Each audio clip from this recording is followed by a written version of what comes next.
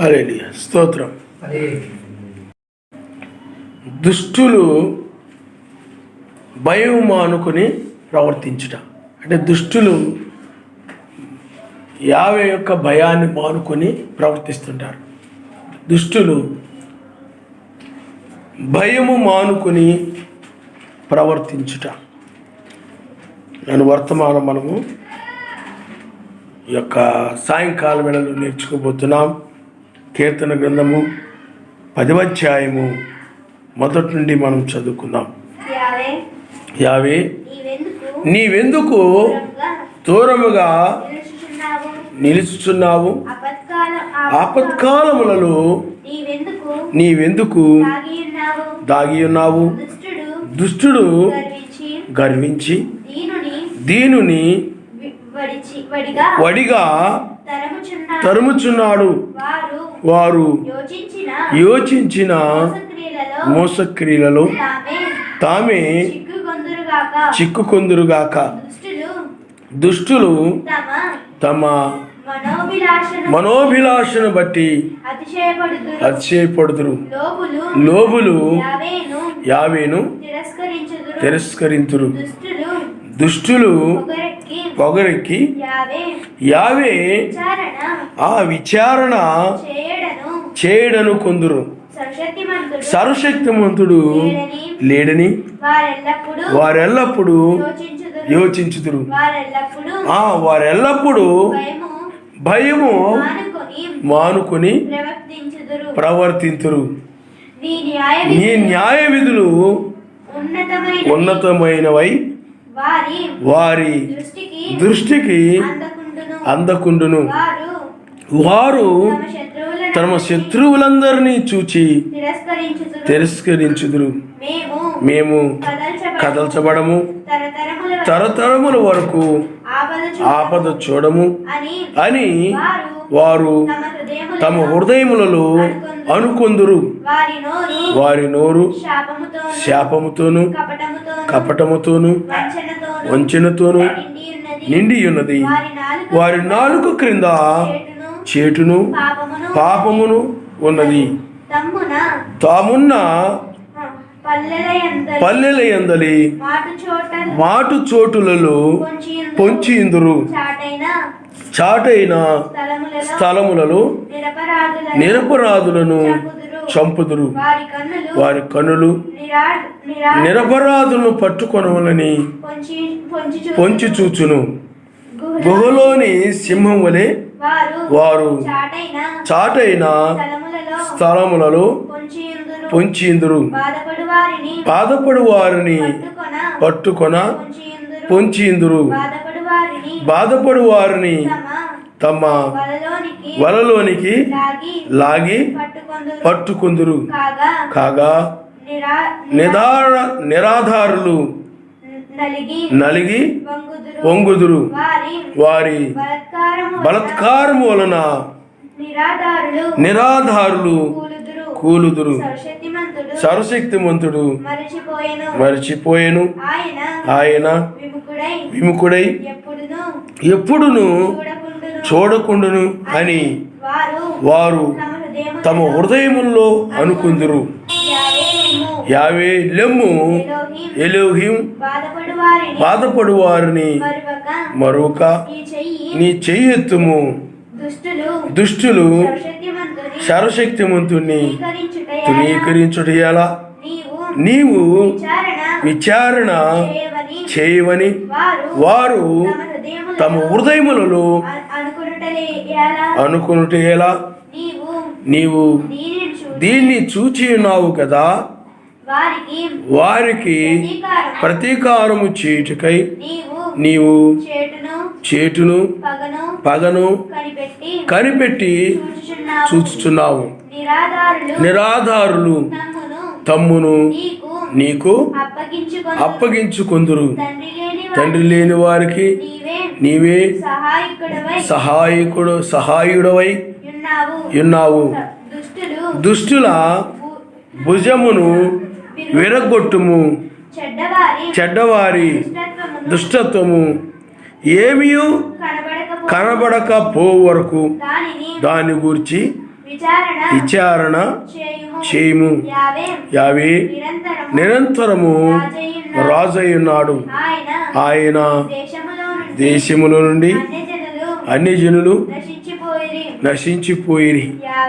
యావే లోకులు ఇకను భయకారులు కాకుండానట్లు బాధపడు వారి కోరికను నీవు విని ఉన్నావు.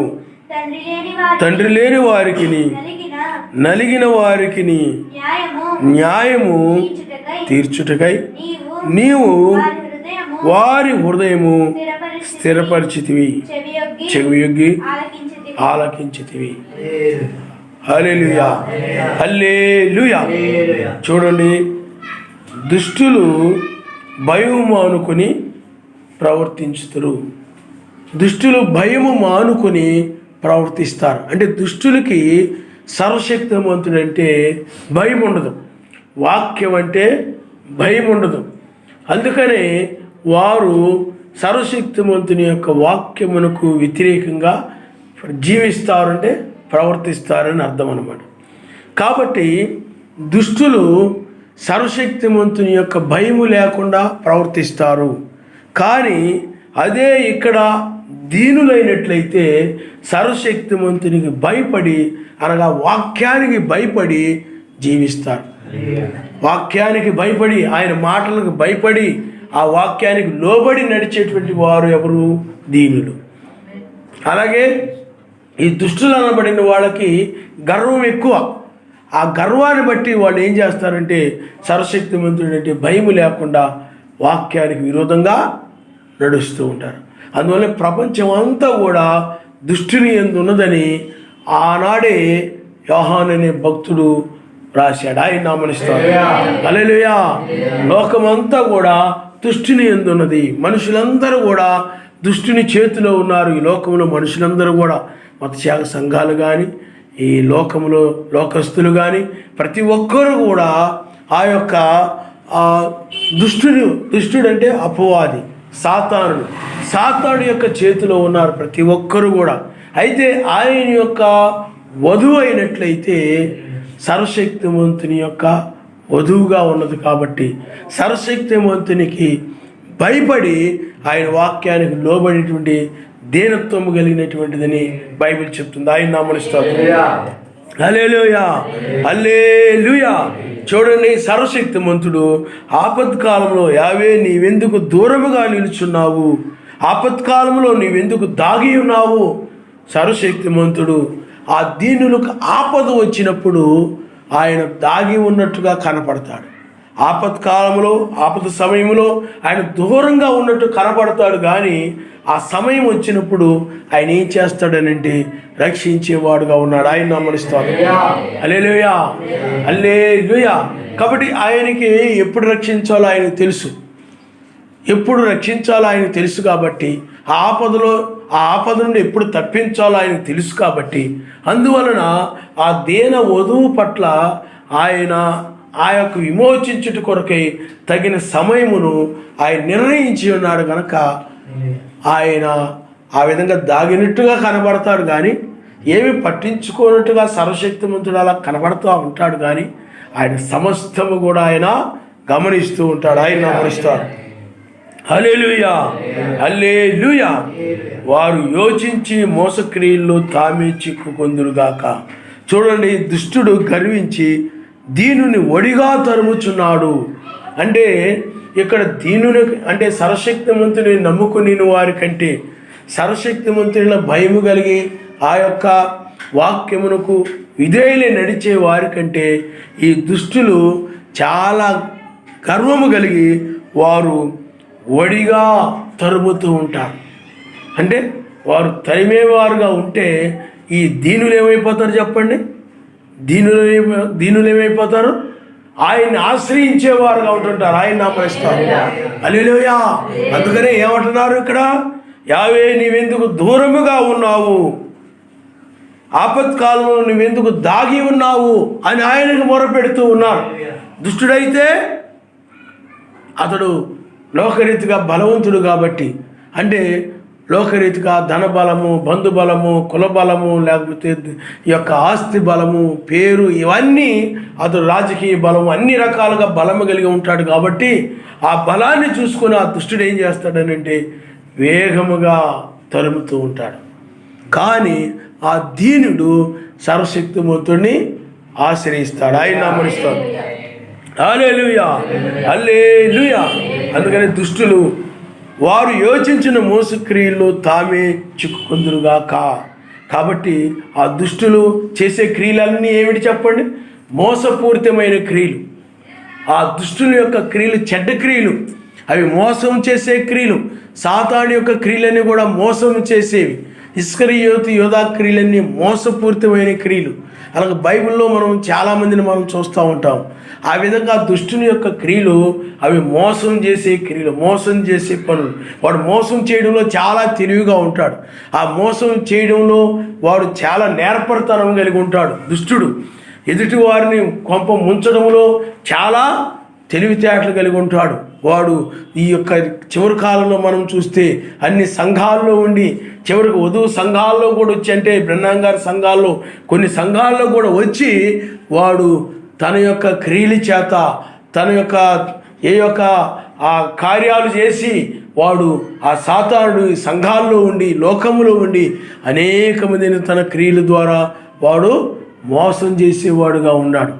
చాలామంది ఆ మోసక్రియలు నమ్మి, ఆ మోసపు బోధలు నమ్మి, ఆ మోసక్రియలు నమ్మి అనేక మంది ఆ చర్చిలకు వెళ్ళిపోతూ ఉంటారు.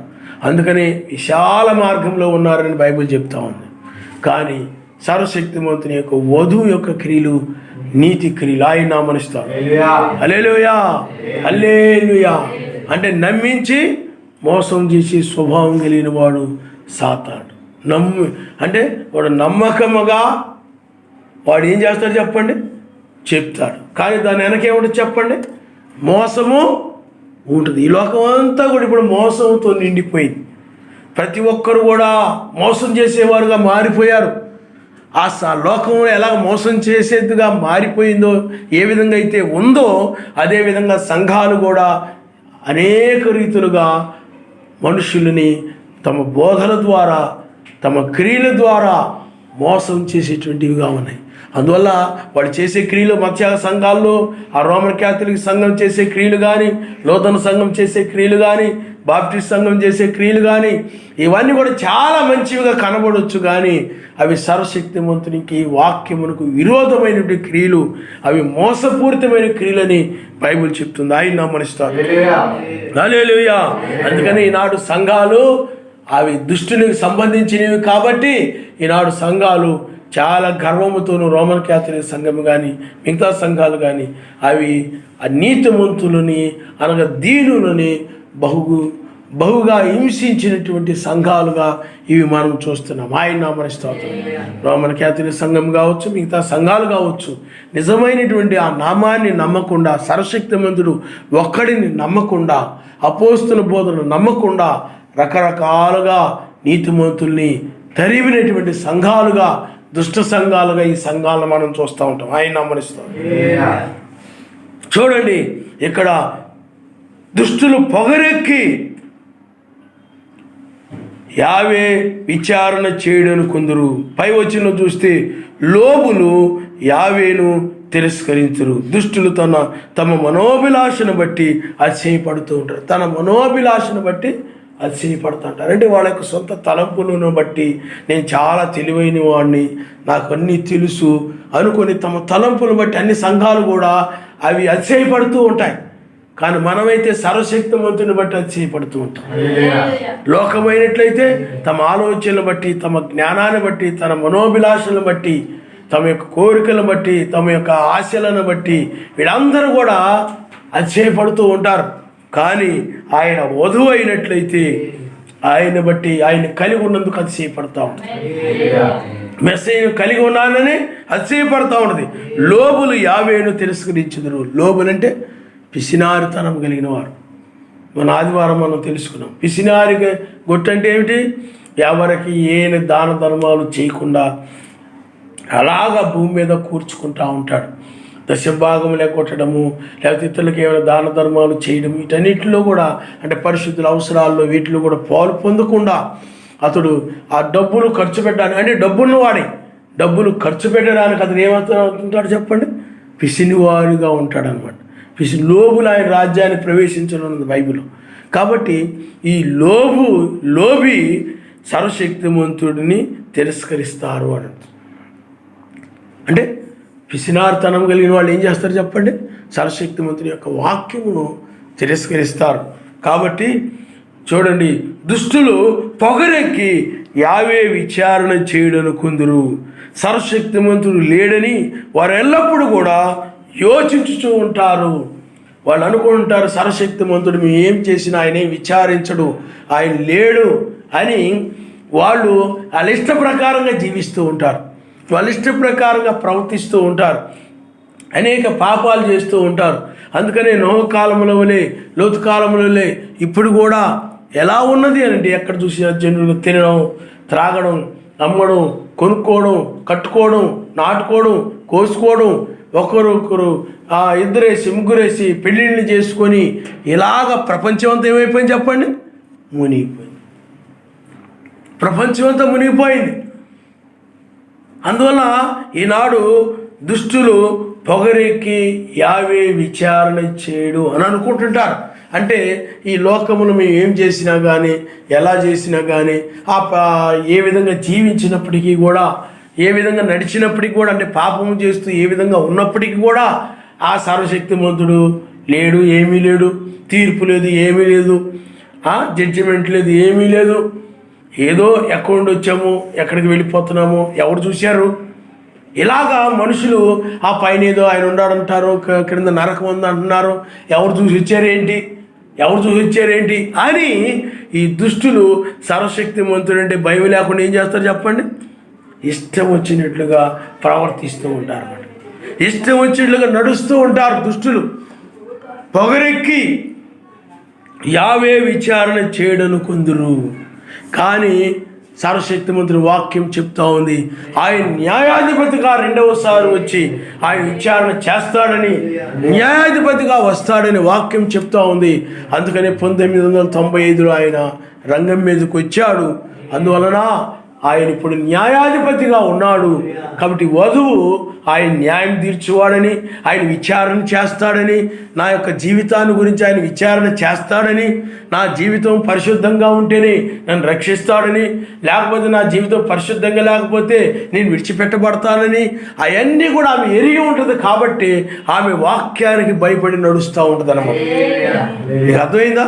వాక్యానికి భయపడి ఆమె నడుస్తూ ఉంటుంది. లోకమైనట్లయితే వాళ్ళ జీవితాలు పరిశుద్ధంగా ఉండవు, వాళ్ళ యొక్క నడవడి పరిశుద్ధంగా ఉండదు. ఎందుకంటే వాళ్ళు సర్వశక్తిమంతుడు న్యాయం తీరుస్తాడనేటువంటి ఒక ఆలోచన వాళ్ళకి లేదు, జడ్జిమెంటు నా జీవితాన్ని గురించి. అందుకే సర్వశక్తిమంతుడి దృష్టిలో నా జీవితం నిర్దోషంగా ఉందా, దోషంగా ఉందా, ఏ విధంగా ఉందా అని సర్వశక్తిమంతునికి భయపడి ఆ విధంగా విచారణ చేస్తాడని ఒక ఆలోచన వాళ్ళు కలిగి ఉండరు. భయం ఉండదు, అలాంటి ఆలోచన కూడా వాళ్ళకి ఉండదు. అందుకనే వాళ్ళు విచ్చలవిడిగా జీవిస్తూ ఉంటారు, కట్టుబాట్లు లేకుండా జీవిస్తూ ఉంటారు. అంటే సర్వశక్తిమంతునికి విధేయత లేకుండా జీవిస్తూ ఉంటారు. అంటే వాళ్ళ ఇష్టం వచ్చినట్లుగా వాళ్ళ ఆలోచన ప్రకారము, వాళ్ళ యొక్క తలంపుల ప్రకారము, వాళ్ళ యొక్క మనోవిలాసను బట్టి వాళ్ళ ఇష్ట ప్రకారముగా వాళ్ళు జీవిస్తూ ఉంటారు. అందుకని ప్రపంచంలో మనుషులు ఎవరిష్టం వచ్చినట్టు వాళ్ళు నడుస్తున్నారు. నా జీవితం నా ఇష్టం, నువ్వెవరు చెప్పడానికి, నా ఇష్టం వచ్చినట్టు జీవిస్తాను, నా ఇష్టం వచ్చినట్టు నేను తిరుగుతాను, నా ఇష్టం వచ్చినట్టు నేను నడుస్తాను, నా ఇష్టం వచ్చినట్టు తాగుతాను, లేకపోతే నా ఇష్టం వచ్చినట్టు నేను లోక స్నేహితులతో సహవాసం చేస్తాను, నా ఇష్టం వచ్చినట్టు నేను ఆ వీడియో గేమ్స్ ఆడుకుంటాను, లేకపోతే నా ఇష్టం వచ్చినట్లుగా నేను ఆ సెల్ ఫోన్లు అవి పరిగమాలవన్నీ కూడా నేను చూస్తుంటాను, అనవసరమైన అన్నీ కూడా అని నా ఇష్టం, నా జీవితం నా ఇష్టం, నా బ్రతుకు నా ఇష్టం, నేను ఎలాగైనా బ్రతుకుతా, అడగడానికి నీవెవరు అన్నట్టుగా విచ్చలివిడిగా కట్టుబాట్లు లేకుండా ఈ ప్రపంచము ఈనాడు తయారైపోయింది. ఇప్పుడు ఆయన న్యాయాధిపతిగా ఆయన ఉన్నాడు. ఇలాంటి ప్రజలని ఆయనేమీ విచారణ చేయడానికి అనుకునేటువంటి ప్రజలని నాశనం చేయుట కొరకు ఆయన రంగం మీదకి వచ్చాడు. ఆయన నామనిస్తాడు. హల్లెలూయా, హల్లెలూయా. నన్ను ఎవరు గమనించడం లేదే, నన్ను ఎవరు ఏమి చూడడం లేదులే, నన్ను ఎవరు చూడడం లేదులే అని లోకం అనుకుంటా ఉంటుంది. ఎవరు పట్టించుకోవట్లేదే, నా ఇష్టము, ఆయనే నన్ను, నేను ఎలా చేసినా కానీ నన్ను అడిగేవారు ఎవరు, విచారించేవారు ఎవరు, ఆయన లెక్క అడుగుతాడనే విషయం లోకానికి. నన్నేమి ఎవరు లెక్క అడుగుతారేంటి, మత్స్య సంఘాలు కూడా నన్ను ఎవరు లెక్క అడుగుతారేంటి. మనం ప్రతి దానికి కూడా ఆయన లెక్క చూసే సమయం ఇది. ఆయన నామనిస్తారు. హల్లెలూయా. నీ జీవితం ఆయన వాక్యానికి ఖచ్చితంగా సరిపోతే ఆ లెక్కకు ఖచ్చితంగా సరిపోయినట్టు. నీ జీవితం కనుక వాక్యానికి సరిగా లేకపోతే ఆ లెక్క కనుక వాక్యానికి సరిగా లేదు కాబట్టి ఆ లెక్కకు నీ జీవితం సరిగా లేనట్టే. కాబట్టి ఎవరి జీవితం అయితే తెల్లవారుజామున అనగా వేకువ నక్షత్రముగా ఆయన వచ్చి వాని క్రియలు చొప్పున ఇప్పుడు ప్రతిఫలము ఇస్తూ ఉన్నప్పుడు ఎవరి జీవితాన్ని అయితే వాక్యమును ఒకవైపు ఉంచి ఒకవైపు నిన్ను పెట్టినప్పుడు నీవు ఆ వాక్యం ఖచ్చితంగా సరిపోవాలి. ఆ విధంగా లెక్క చూస్తున్నాడు ఇప్పుడు ఆయన. లెక్క చూసే కాలంలో మనం ఉన్నాం. అందుకనే దానియేలు లెక్క చూసినప్పుడు, ఆ యొక్క దుష్టులను లెక్క చూసినప్పుడు, దానియేలు లెక్క చూసినప్పుడు దానియేలుని అతడు వాక్యానికి ఖచ్చితంగా సరిపోయాడు, నిర్దోషిగా కనబడ్డాడు. ఇటు వాక్యం ఉంది, ఇతడు దానియేలు కూర్చోబెట్టినప్పుడు ఆ వాక్యముతో దానియేలు చూసినప్పుడు ఆ దానియేలు వాక్యమంతటిని కూడా అనుసరించి నిర్దోషిగా కనబడతా ఉన్నాడు. ఆ లెక్కలో ఖచ్చితంగా సరిపోయాడు కనుక దానియేలుని ఆయన రక్షించాడు. ఆయన నామమునిస్తాడు. హల్లెలూయా, హల్లెలూయా. అందుకనే కనికరము గలవారు కనికరం పొందుతారు, కనికరము లేని వారు కనికరము లేని తీర్పు పొందుతారని వాక్యం చెప్తా ఉంది. ఇప్పుడు నీవు కనికరము కలిగిన వ్యక్తిగా నీవు ఉండాలి. అంటే పాపుల మీద నువ్వు కనికరపడి పాపులు తగ్గట్టుగా నువ్వు నడవడం కాదు, సర్వశక్తిమంతుని వాక్య ప్రకారంగా నువ్వు నడవాలి. ఆయన నామమునిస్తాడు. హల్లెలూయా, హల్లెలూయా. కనికరము లేని లోకాన్ని, దీనుల్ని ఒడివడిగా తరుముతూ ఆ యొక్క హింసించినటువంటి లోకాన్ని ఆయన తీర్పు తీర్చు నిమిత్తమై ఆయన రంగం మీదకి వచ్చాడు. ఆయన నామమునిస్తాడు. హల్లెలూయా, హల్లెలూయా. వారెల్లప్పుడూ భయం మానుకొని ప్రవర్తిస్తారు. భయం లేని వ్యక్తి జీవితం ఏ విధంగా ఉంటుంది? సర్వశక్తిమంతుడు అంటే భయం లేనటువంటి వ్యక్తి యొక్క జీవితము గర్వముతోనూ ఆ యొక్క దీనుల్ని తరమడములోను ఈ యొక్క పొగరుతోనూ సర్వశక్తిమంతుడు విచారణ చేస్తాడనే ఆ భయము లేకుండా ఆ విధమైన జీవితాన్ని జీవిస్తూ ఉంటాడు. విచ్చలవిడిగా జీవిస్తూ ఉంటాడు, తన ఇష్ట ప్రకారంగా నడుస్తూ ఉంటాడు. అతడు దుష్టుడని బైబిల్ చెప్తుంది. దుష్టుడు అంటే సాతాను యొక్క పిల్లలు. అంటే పాపం చేసే ప్రతి ఒక్కడు కూడా పాపానికి దాసుడై ఉన్నాడు కాబట్టి వాళ్ళందరూ కూడా సాతాను యొక్క పిల్లలే. సాతాను పిల్లలు వాక్యమునకు లోబడరు. వాక్యం అంటే వాళ్ళకి ఇష్టం ఉండదు, వాక్యం అంటే వాళ్ళకి భయం ఉండదు, వాక్యం పట్ల వాళ్ళకి ఆసక్తి ఉండదు, ప్రార్థన పట్ల వాళ్ళకి ఆసక్తి ఉండదు. ఎందుకని? వాళ్ళు అసలు సర్వశక్తిమంతుడు విచారణ చేస్తాడని కానీ, సర్వశక్తిమంతుడు అంటే భయం కానీ ఇవేమి వాళ్ళకి లేవు. కారణం ఏమిటంటే వాళ్ళు సర్వశక్తిమంతుని యొక్క సంతానము కారు. సర్వశక్తిమంతుని యొక్క పిల్లలే సర్వశక్తిమంతుడు అంటే భయపడతారు. నీవు కూడా సర్వశక్తిమంతుడు అంటే భయపడుతున్నావని అంటే నువ్వు సర్వశక్తిమంతుడు కుమార్తె అయినట్టు లెక్క. కానీ వాక్యం అంటే నీకు భయం లేదని అంటే ఆ భయం లేకుండా, వాక్యం అంటే భయం లేకుండా జీవించేవాడు సాతాను యొక్క సంతానము. కాబట్టి అందుకని ఆ దుష్టులు భయము మాని, ఒకప్పుడు భయము కలిగి ఉండేవారు కానీ ఆ భయాన్ని మానుకొని ప్రవర్తిస్తారు, భయం లేకుండా జీవిస్తారు. ఆనాడు పరిసయ్యులు చూడండి, సద్దూకయ్యులు చూడండి, సర్ప సంతానం అని సాతాను యొక్క సంతానముగా ఉన్నారు. అబ్రాహాము సంతానమే కానీ ఆయన సాతాను సంతానముగా ఉన్నారు. కానీ వాళ్ళు ఏమాత్రము కూడా ఆయన మెస్సయ్యను, నిర్దోషి అయినటువంటి ఏ పాపం లేనటువంటి ఆ మెస్సయ్యను చంపుడు నిమిత్తమై వాళ్ళు ఏమాత్రము కూడా సిలివేయాల్సిందే అని ఆ మాట పలకడం విషయంలో ఏమాత్రం భయపడేవాడు. వాక్యం అంటే భయం లేదు వాళ్ళకి, వాక్యం అంటే భయం లేదు. ఆ వాక్యం అంటే భయం లేని వారు వాళ్ళ ఇష్టం వచ్చినట్లు నడుస్తారు, భయం మానుకొని ప్రవర్తిస్తారు. నీ న్యాయ విధులు ఉన్నతమైనవి, వారి దృష్టికి అందకుండును. దుష్టులకి ఆయన యొక్క న్యాయ విధులు, ఆయన వాక్యము చాలా ఉన్నతమైనది. ఎందుకంటే వాక్యమును బట్టే ఆయన తీర్పు తీరుస్తాడు, వాక్యమును బట్టే తీర్పు తీరుస్తాడు. కాబట్టి ఈ దుష్టులకి ఆయన యొక్క న్యాయ విధులు, ఉన్నతమైన న్యాయ విధులు వారికి అవి అందకుండా ఉండును, వారికి అందకుండా ఉంటాయి. ఈనాడు వాని క్రియలు చొప్పున ప్రతిఫలం ఇచ్చుటకు ఆయన వచ్చాడు. వచ్చినప్పుడు ఆ ప్రతిఫలం ఆ దుష్టులకు అందదు. దుష్టులు దేని పొందుకుంటారు? ఆ యొక్క ఉగ్రతను పొందుకుంటారు. ఈ ప్రతిఫలాన్ని ఎవరు పొందుతారు? ఆయన రాజ్యాన్ని ప్రతిఫలంగా ఇస్తున్నాడు ఆయన. ఆ రాజ్యాన్ని, ఆ ప్రతిఫలంగా ఎవరు పొందుకుంటారు అని అంటే ఆ యొక్క సర్వశక్తి మంత్రుల భయభక్తులు కలిగిన వారు మాత్రమే పొందుకుంటారు. మిగతా వారు పొందుకోలేరు. మిగతా వారు ఉగ్రతను పొందుకుంటారు. ఎందుకంటే వాళ్ళకి సర్వశక్తి మంత్రుడు అంటే భయం లేదు. సర్వశక్తి మంత్రుడు అంటే భయం కలిగిన వారు మాత్రమే.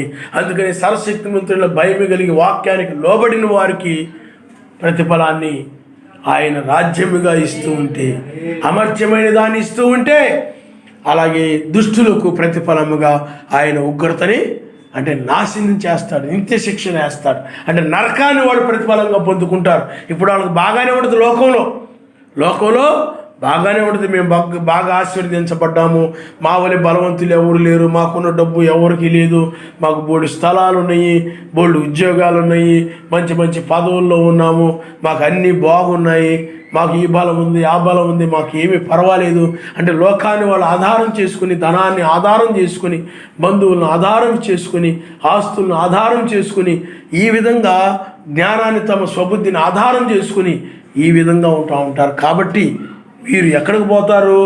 ఉగ్రతలోకి వెళ్ళిపోతారు, నిత్య శిక్షను పొందుకుంటారు, నరకాన్ని పొందుకుంటారు, ఆరని అగ్నిలోకి వెళ్ళిపోతారు. చూడండి, వారికి ఆ ప్రతిఫలం అందకుండును, వారు తమ శత్రువులందరినీ చూసి తిరస్కరింతురు. వాళ్ళు అనుకుంటుంటారు, మేము కదల్చబడము, తరతరముల వరకు ఆపద చూడము అని వారు తమ హృదయముల్లో అనుకుందురు. చూడండి, దుష్టులు మేము కదల్చబడము, తరతరములకు ఆపద చూడమని వాళ్ళ హృదయాల్లో అనుకుంటారు. అంటే దుష్టులు మేము కదల్చబడము.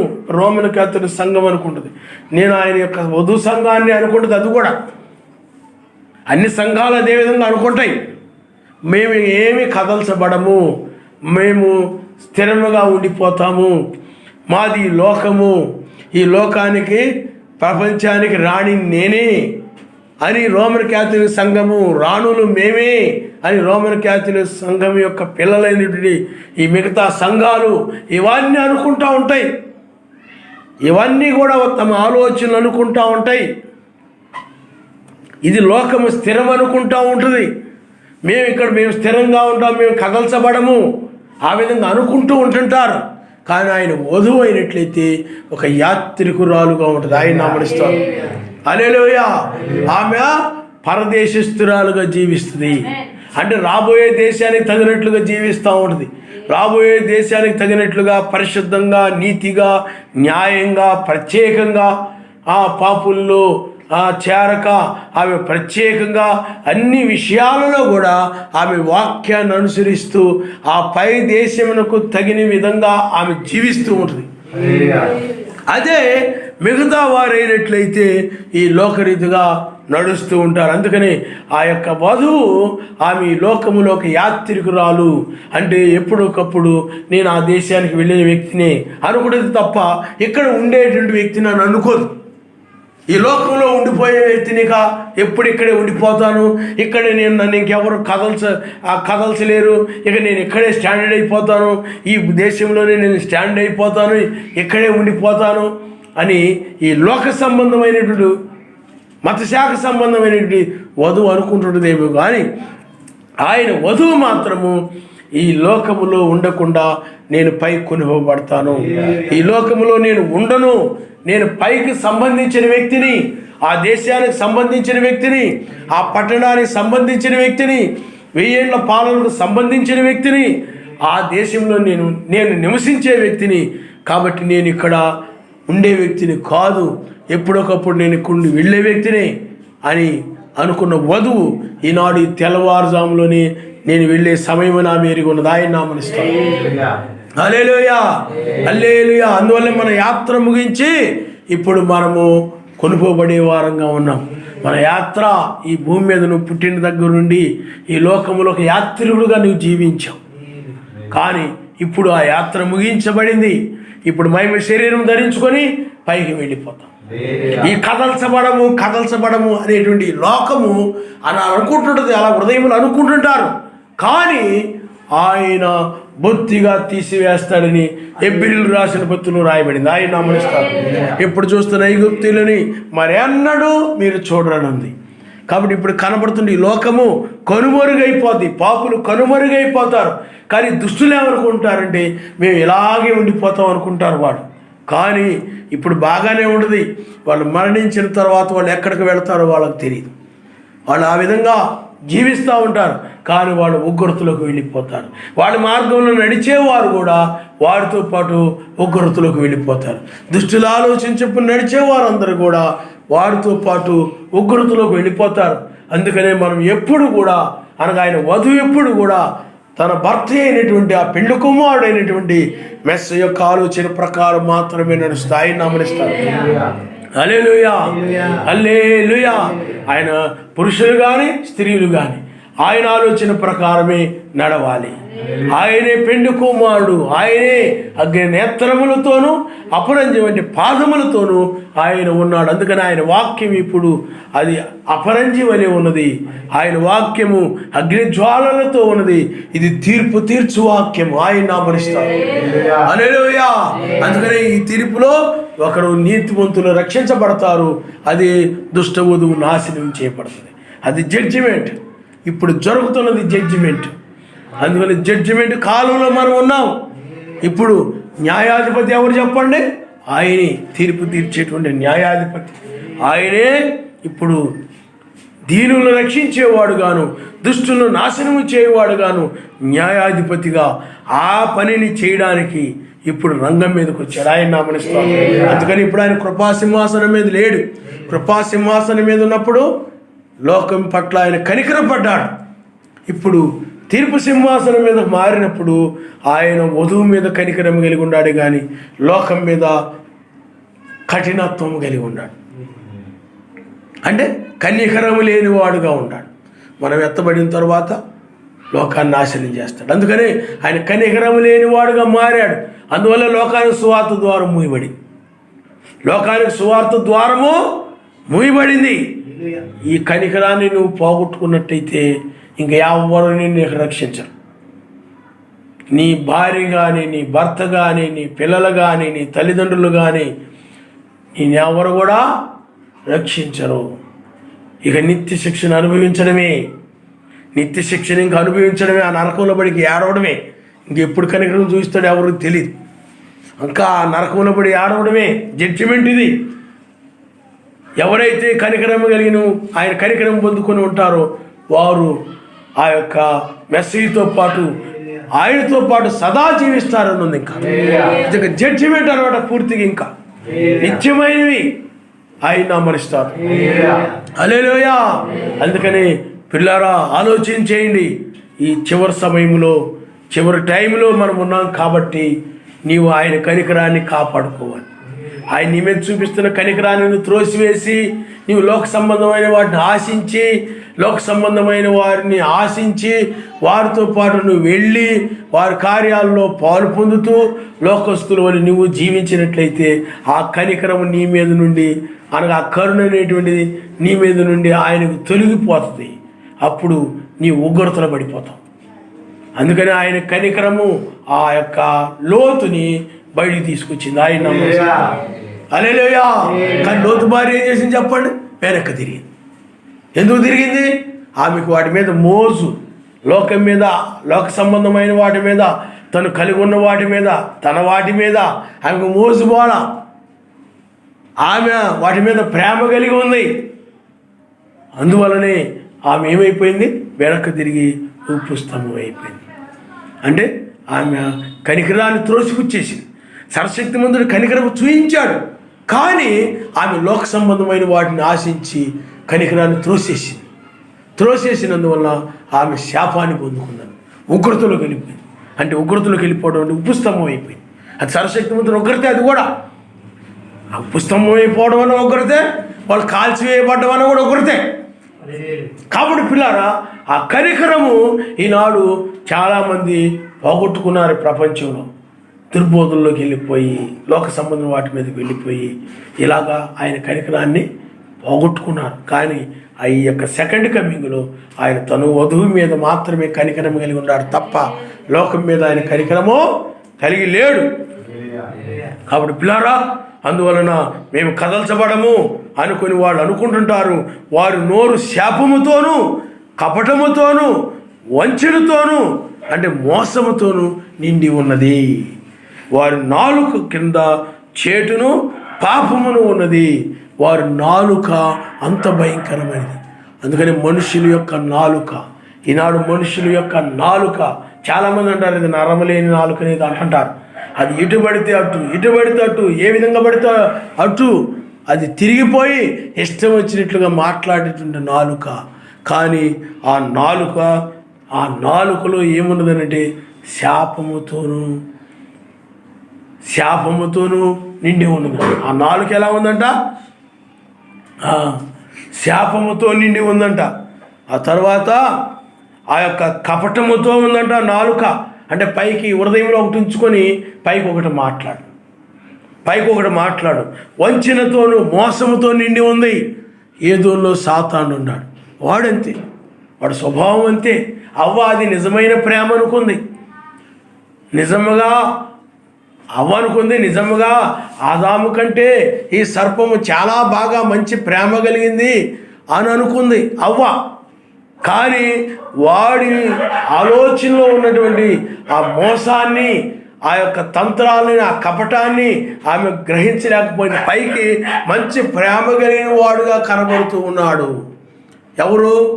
ఆ యొక్క సాతానుడు, ఆ సర్పము. అవ్వ అనుకుంది అది నిజమైనది అనుకుంది.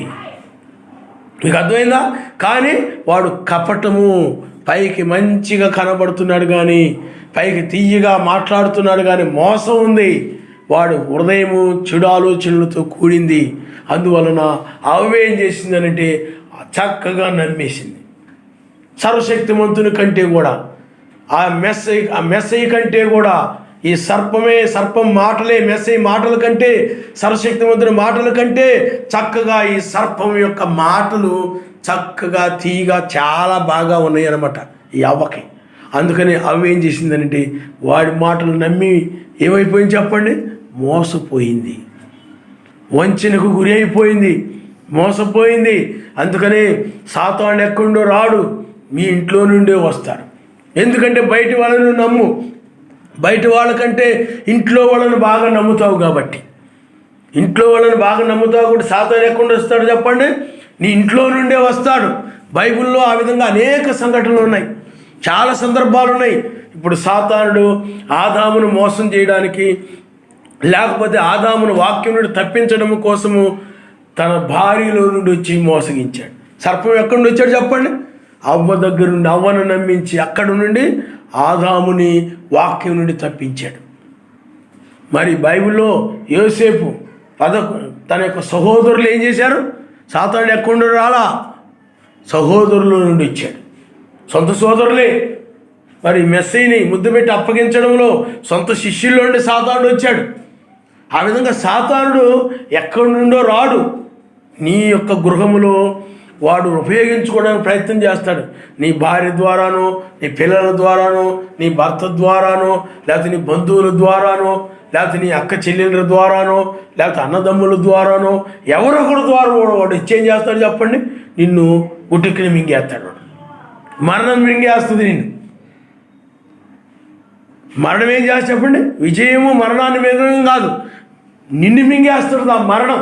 అందువలన మనుషులు ఏమనుకుంటారంటే ఈ శరీరాన్ని బట్టి నా వాళ్ళు అనుకొని వాళ్ళ మాటలు విని చక్కగా ఏమైపోతారంటే వాక్యానికి అవిధేయత చూయించి ఆ యొక్క మరణం చేత మరణం అనగా సాతానుడి వాడి చేత వేయబడుతూ ఉంటారు. అందువలన ఆ నాలుక మరణకరమైన విషముతో ఉంటుందన్నమాట ఈ నాలుక. అందువలన ఆ నాలుక ద్వారా సాతానుడు ఏం చేస్తాడు? మోసగించేవాడుగా ఉన్నాడు. అందువల్ల ఈనాడు దుష్టులు ఎక్కడున్నారంటే, సాతానుడు ఎక్కడున్నాడు చెప్పండి? ఆ దుష్టుడు వాడు నీ బంధువుల ద్వారా కానీ, నీ ఇంట్లో వారి ద్వారా కానీ ఏ విధంగా అయినా కూడా పడగొట్టడానికి నిన్ను ప్రయత్నం చేస్తూ ఉంటాడు. వాడు ప్రయత్నం చేసి వాడు ఏం చేస్తాడంటే, వాడు ఎక్కడికి ఉంటాడో అక్కడికే తీసుకెళ్ళిపోతాడు నిన్ను కూడా. వాడు ఎక్కడికి వెళ్ళిపోతాడు? నిత్య శిక్షలోకి వెళ్ళిపోతాడు. వాడితో పాటు వాడి యొక్క ఆ సాతానుని అనుసరించిన వారు కూడా, వాడి మాటలు నమ్మి మోసపోయిన వారు అందరూ కూడా వాడితో పాటు అక్కడికి అగ్నిలోకి తులసివేయబడతారు. చాలా భయంకరమైన పరిస్థితి ఉంటుంది. ఇప్పుడు నీకు బాగానే ఉండొచ్చు, చక్కగానే ఉండొచ్చు, తర్వాత తెలుస్తుంది. అందువలన ప్రియులారా, ఈనాడు మేము కదల్చబడమని అని చెప్పుకునేటువంటి ఆ దుష్టులు వారి నాలుక క్రింద ఏమని చెప్పండి? విషం ఉన్నది, పాపం ఉన్నది.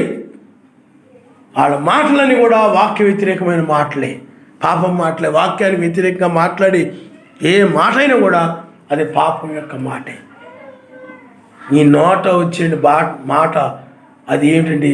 ఆజ్ఞను అతిక్రమింపజేసేదిగా ఉన్నట్లయితే అది పాపం మాటే. ఏదోలో అవ్వ దగ్గరికి వచ్చి ఆ సర్పం ఏమంటున్నాడు చెప్పండి?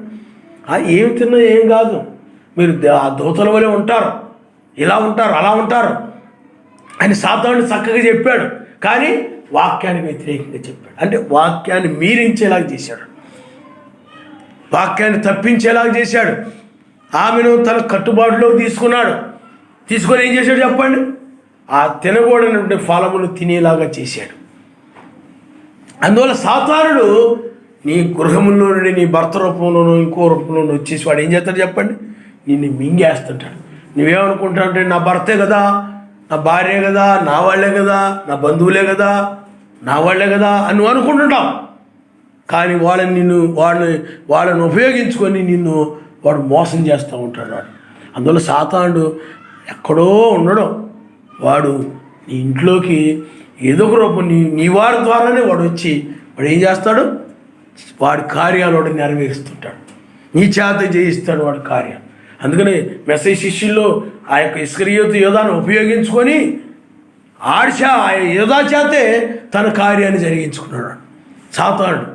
ఆ విధంగా వాక్య వ్యతిరేకమైన కార్యాలని సాతానుడు నీ యొక్క భర్త ద్వారా, పిల్లల ద్వారానో, భార్య ద్వారానో, ఎవరొకరి ద్వారా వాడు అలాగ ప్రేరేపించేసి వాడు ఉపయోగించుకొని వాక్యాన్ని తప్పించుతాడు.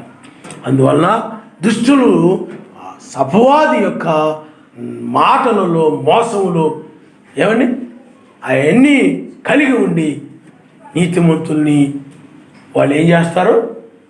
వాక్యముని తప్పిస్తూ ఉంటారు. ఆ నీతిమంతులు కొంతకాలం నీతిమంతులుగా ఉండి ఆ తర్వాత వాళ్ళు పాపులుగా జీవిస్తూ ఉంటారు. వాళ్ళ జీవితం అందుకనే మొదట ఉన్న భక్తి కానీ, మొదటిన్న ఆసక్తి కానీ, మొదటిన్న ప్రేమ కానీ, మొదటిన్న ప్రార్థన కానీ, మొదటి ఇవన్నీ కూడా తగ్గిపోయి అవి చల్లారిపోయి ఇక లోకం యొక్క ఆశలతో, లోకాపేక్షలతో, వాటితో వీటితో జీవిస్తూ ఉంటారు. అందువలన ఈ లోకమంతా కూడా దుష్టుని యందు ఉన్నది. ప్రతి నాలుక కూడా, అందుకు బైబిల్ ఏం చెప్తుందంటే, క్షేమాభివృద్ధికరమైన అనుకూలం వచ్చినవి పలుకుడు కానీ మీ నోట ఏ దుర్భాష అయినను రానివ్వకూడదు. అది క్షేమాభివృద్ధి కలుగు చేసేదిగా ఉండాలంటే నిన్ను వాక్యం మీద నిలబెట్టేదిగా ఉండాలి తప్ప ఆ మాట వాక్యం నుండి తప్పించేదిగా ఉండకూడదు. సాతానుడు ఏం చేస్తాడంటే వాక్యం మీద నిలబెట్టే మాట, క్షేమాభివృద్ధి కలుగు చేసే మాట వాడు మాట్లాడతాడు. వాడు ఎప్పుడు కూడా నిన్ను నాశనానికి తీసుకెళ్లే మాటలే మాట్లాడుతుంటాడు. అందువల్లే ఆ యొక్క దుష్టులు ఆ దుష్టుని యొక్క మాటలో పడి నశిస్తూ ఉంటారు. మాకు పల్లెటూరు, ఆ పల్లెటూరులో ఆ పొలాల్లో ఉంటారు. ఆ పొలాల్లో ఏం చేస్తున్నాడే, ఆ పొలాల్లో ఆ యొక్క పొలాల్లో ఆ మేతో ఇదో అదో ఆ కాయలో ఈ కాయలో అన్ని దొంగతనాలు చేస్తూ ఉంటారు. మళ్ళీ వచ్చి నాయన నన్ను క్షమించు, నాయన నన్ను క్షమించు, నాయన నన్ను క్షమించు, నాయన నేను దుష్టురాల్ని భ్రష్టురాల్ని నన్ను క్షమించు నాయన అంటారు. మరలా ఆ కాసేపే మళ్ళీ వెళ్ళిపోయిన తర్వాత మరలా పొలంలో దొంగతనాలు చేస్తూ ఉంటారు. మళ్ళీ వచ్చి నాయన నన్ను క్షమించు, నాయన నన్ను క్షమించు, నాయన దుష్టుని భ్రష్టురాల్ని అంటుంటారు. ఇది ఏమిటి చెప్పండి? ఇది మార్పు లేదు. ఇది అర్థమైందా? అది ఎప్పుడు చూసినా కానీ ఇంకా వాళ్ళు ఆ విధంగా అది కడగబడిన పంది టైప్ అనమాట. కడగడం మళ్ళీ బురదలోకి వెళ్ళడం, కడగడం బురదలోకి వెళ్ళడం. అది పంది, అది దానికి మార్పు ఉండదు, దాని స్వభావమేది,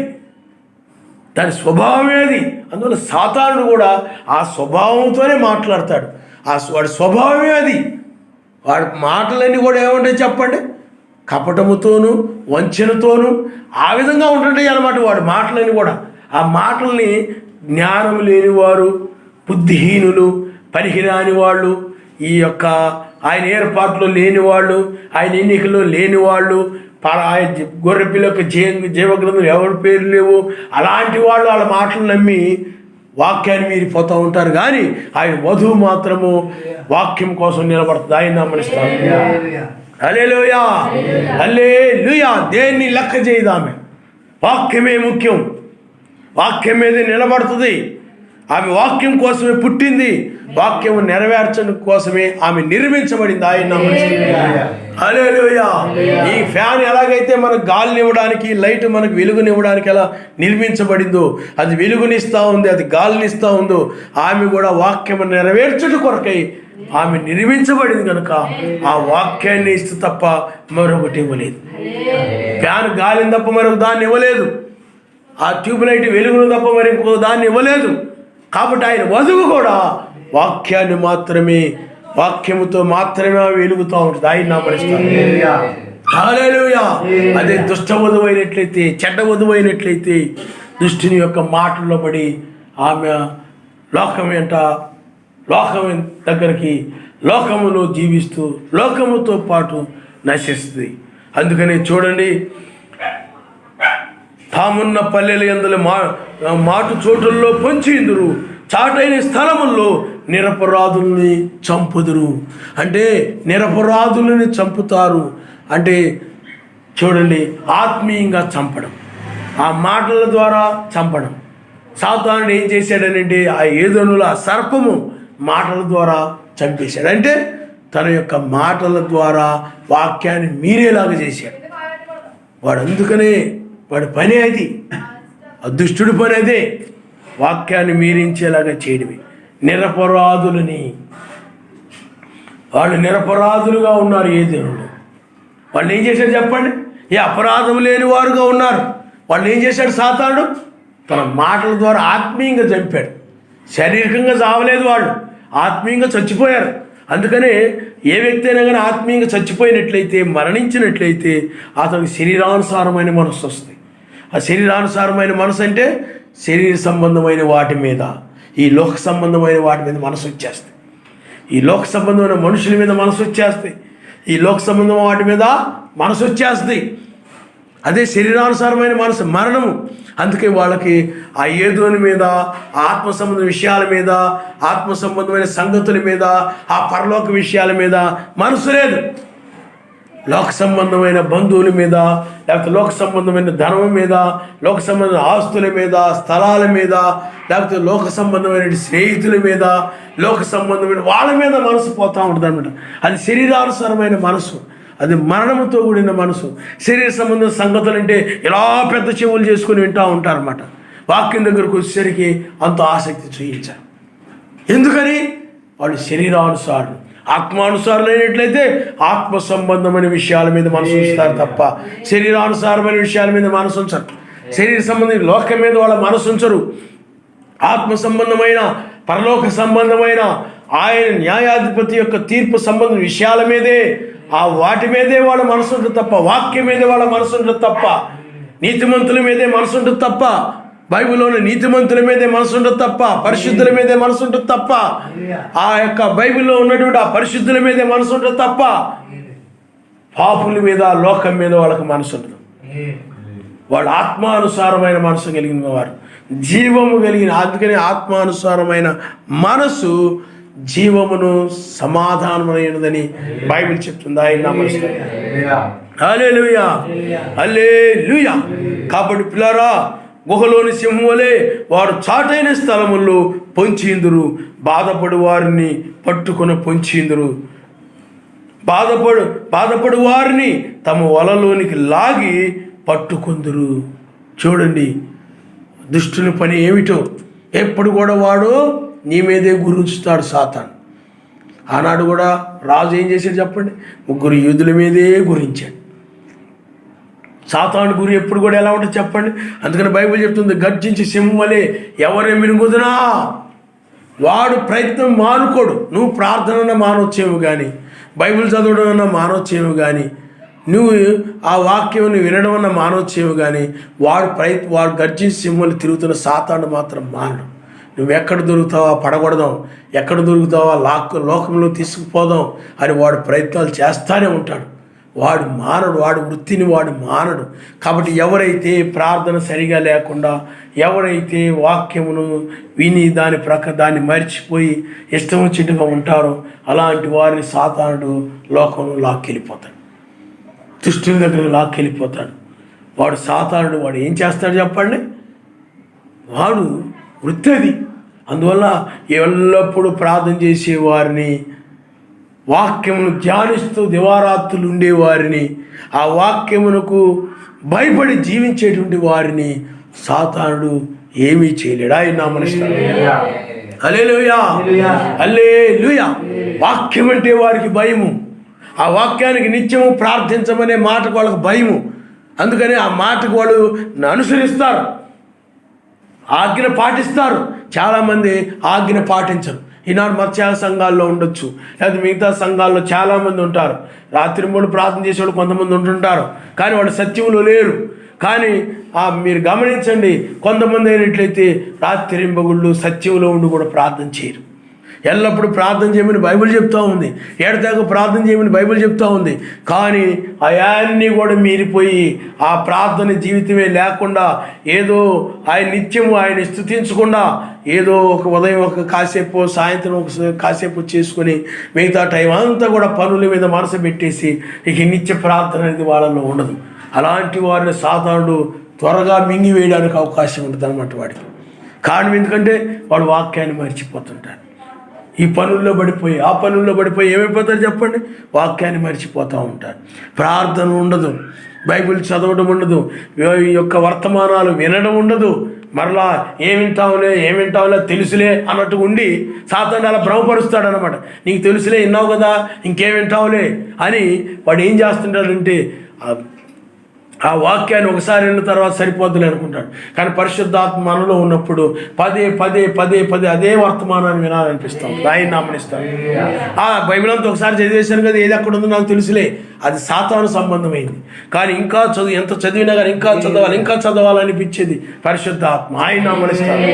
హల్లెలూయా, హల్లెలూయా. అందువల్ల దయ్యము నువ్వు ఒకసారి విన్నావు కదా చాలే, ఒకసారి చదివావు కదా చాలే, నీకు అబ్రాహాం గురించి తెలుసు, అన్నిటి గురించి నీకు తెలుసు, ఈ తీర్పు దినమని, వేకు నక్షత్రం అని, సమయం అంతా, ఈ జామంతా నీకు తెలుసులే, ఇంకెందుకు వింటావులే, ఇంకెందుకు వినాల్సినంత అవసరం ఏముంది, ఇవన్నీ కూడా ఇంతకుముందు చెప్పినాయే కదా, ఇది ఇంతకుముందు చదివిందే కదా అని సాతాను ఏం చేస్తాడంటే నిన్ను అవి చదవనీయకుండా, విననీయకుండా, ప్రార్థించనీయకుండా నిన్ను ఆ విధంగా కంట్రోల్లోకి తీసుకుంటాడు, తన స్వాధీనంలో తీసుకుంటాడు.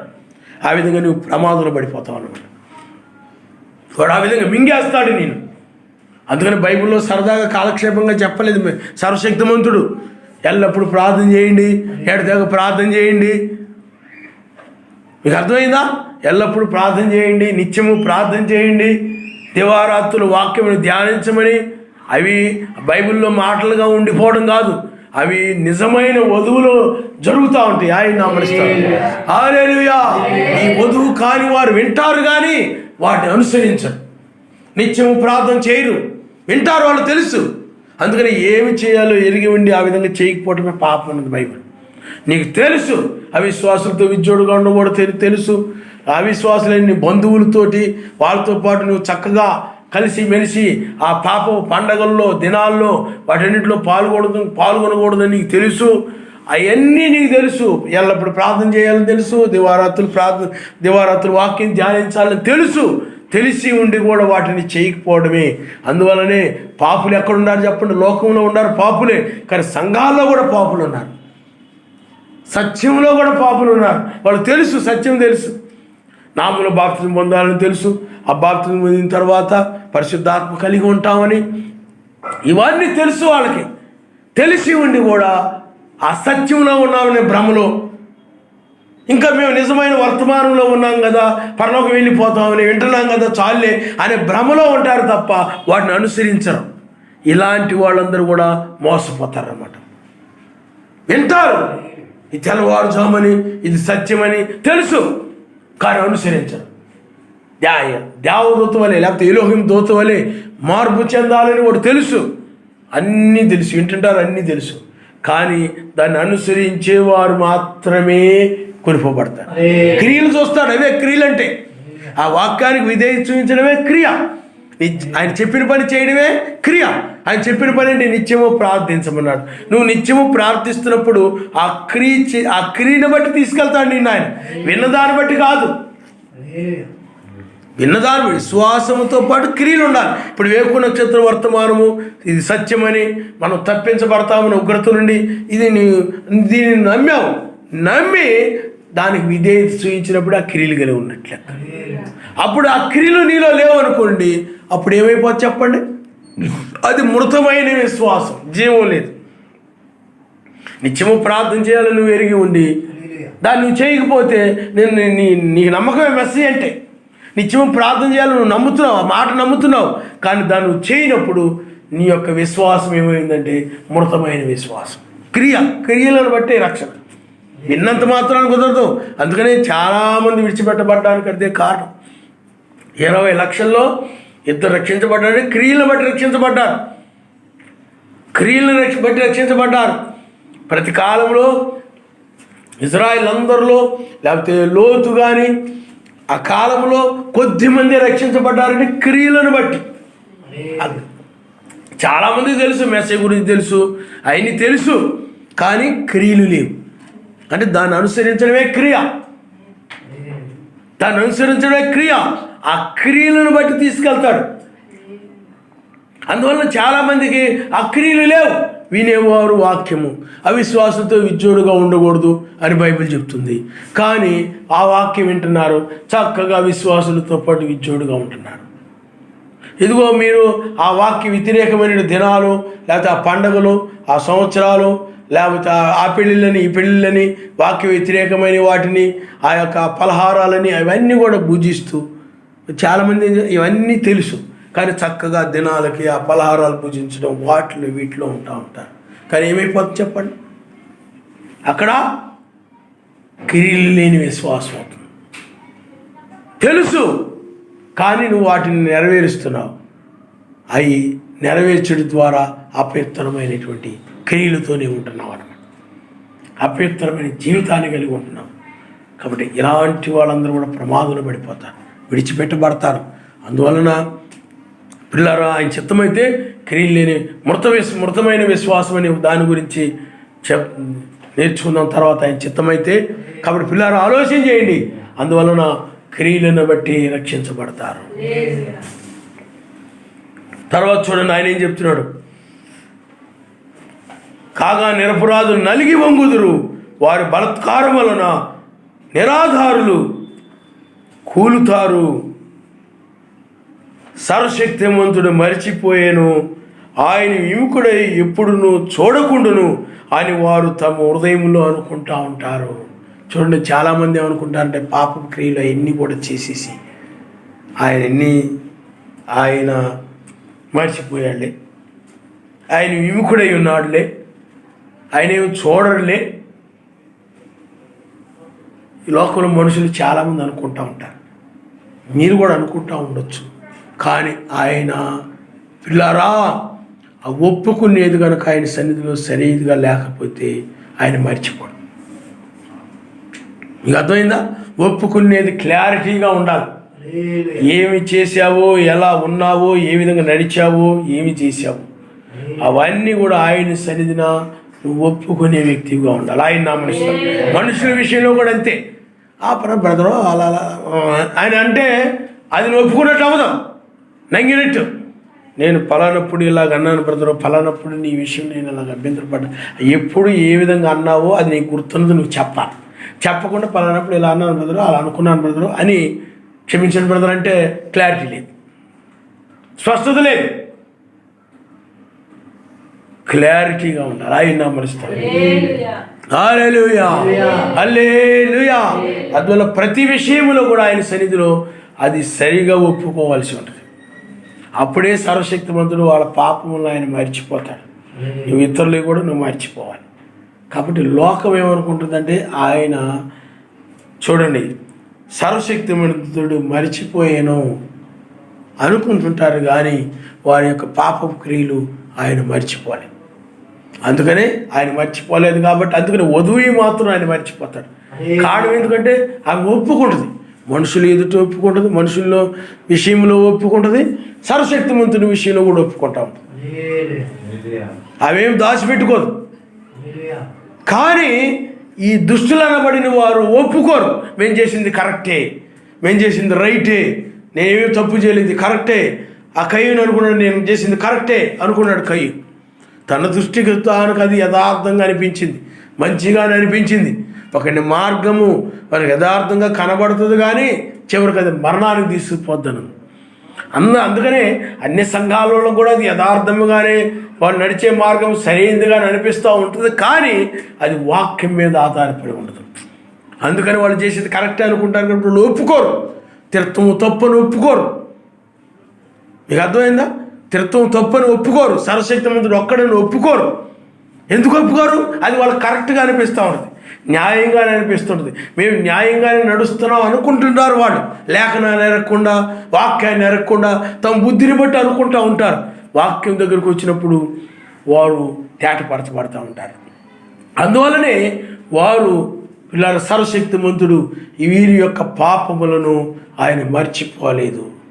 ఆ నీతిమంతుల్ని ఎలా హింసించారో, దీనుల్ని ఎలా బాధ పెట్టారో, ఈ 2000 సంవత్సరాల ఈ యొక్క గర్విష్ఠులు దుష్టులు ఏమి చేశారో అక్కడ నుండి ఆయన గుర్తే ఉంది. అంతా కూడా మర్చిపోలేదు ఆయన. అపోస్తుల దగ్గర నుండి కూడా సమస్తము ఆయన మర్చిపోకుండా జ్ఞాపకం ఉంచుకున్నవాడు. ఆయన నమస్కారం. హల్లెలూయా. అందుకనే వారి వారి క్రియలు బట్టి తీర్పు తీర్చుకు వస్తున్నాడు. అంటే నీ క్రియలు ఆయనకి తెలుసు, వారి క్రియలు ఆయనకి తెలుసు. అందుకనే నీ మంచి క్రియలను బట్టి, నీతి క్రియలను బట్టి నిన్ను రక్షిస్తాడు. దుష్ట క్రియలను బట్టి వారిని నాశనం చేస్తాడు. అందువల్ల నీ నీతి క్రియలు ఆయనకు తెలుసు, దుష్టుల యొక్క క్రియలు కూడా ఆయనకు తెలుసు. నీ నీతి క్రియలు ఆయన ఎలాగ మర్చిపోలేదు, నీ పాపాన్ని ఆయన మర్చిపోయాడు, కానీ నీ నీతి క్రియలు ఆయన మర్చిపోలేదు. అలాగే దుష్టుల యొక్క పాప క్రియలు ఆయన మర్చిపోలేదు. అందుకని నీ నీతి క్రియలను బట్టి తెల్లవారుజామున రక్షించేవాడు గాను, పాపుల యొక్క ఆ దుష్ట క్రియలను బట్టి నాశనం చేయవాడుగాను ఆయన ఉన్నాడు. ఆయన నమస్కారం. హల్లెలూయా, హల్లెలూయా. కాబట్టి యావే లెమ్ము, ఎలోహిం బాధపడు వారిని మరువక నీ చెయ్యెత్తుము. దుష్టులు సర్వశక్తిమంతుని తృణీకరించుట ఎలా? నీవు విచారణ చేయవని వారు తమ ఆలోచనలో అనుకున్నటి ఎలా? నీవు దీన్ని చూచి ఉన్నావు కదా, వారికి ప్రతీకారము చేయుటకై నీవు చేటును పగను కనిపెట్టుచున్నావు. నిరాధారులు తమను నీకు అప్పగించుకుందురు. ఆయన నామమున స్తోత్రం. హల్లెలూయా. ఈనాడు మనం ఆయనకు అప్పగించుకుంటూ ఉన్నాం.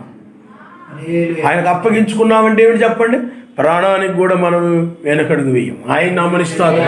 హల్లెలూయా. అప్పగించుకున్న వారు వాక్యం కోసం అలా నిలబడతారు. అపోస్తులు ఆ విధంగా నిలబడ్డారు, ఆయనకు అప్పగించుకున్నారు. మెసేజ్ చూడండి, ఆయన అప్పగించుకున్నాడు.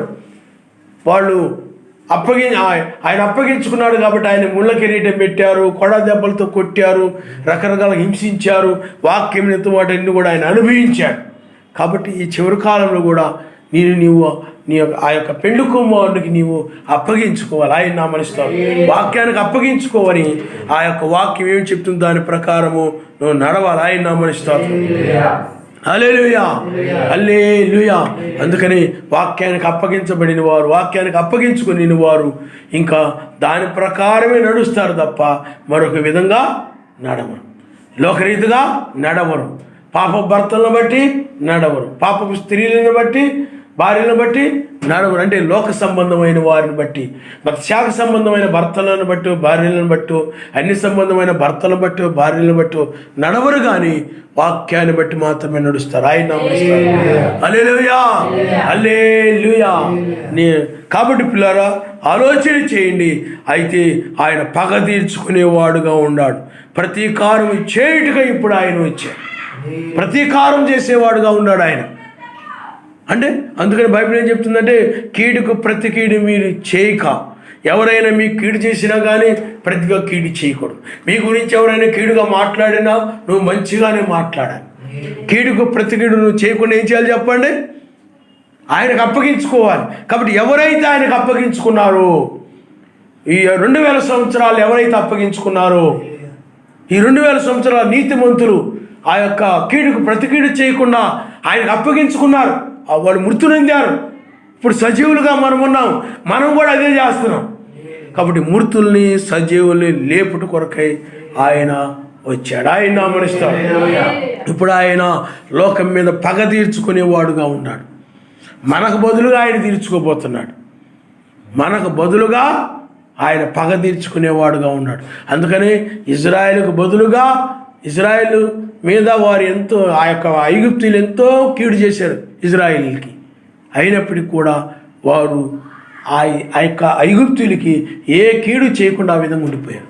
కానీ సర్వశక్తిమంతుడే ఆ యొక్క ఇజ్రాయేల్ పక్షం నిలిచి ఐగుప్తీయులకు కీడు చేశాడు. ఆయన ఎర్ర సముద్రంలో నాశనం చేశాడు.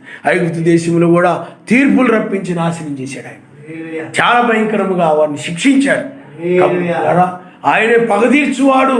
అందుకని ఎవరైనా నీకు ద్రోహం చేసినా, అన్యాయం చేసినా, మోసం చేసినా, నీ కీడు చేసినా, నిన్ను బాధించినా, నిన్ను రకరకాలుగా నిందలు మోపి ఏమి చేసినప్పటికీ కూడా అన్నీ కూడా నువ్వు ఆయనకు అప్పగించేయాలి తప్ప, నువ్వు ప్రతిగా నిందించడం కానీ, ప్రతిగా కీడు చేయడం కానీ, వాళ్ళు తిట్టగానే నువ్వు కూడా 10 మాటలు తిట్టేయడం కానీ, ఊగిపోయి తిట్టేయడం కానీ, ఇవన్నీ కీడుకు ప్రతి కీడుకు ప్రతి మాటలు ఏం మాట్లాడకూడదు. అన్నీ ఏం చేయాలి చెప్పండి? ఆయనకు అప్పగించేయాలి.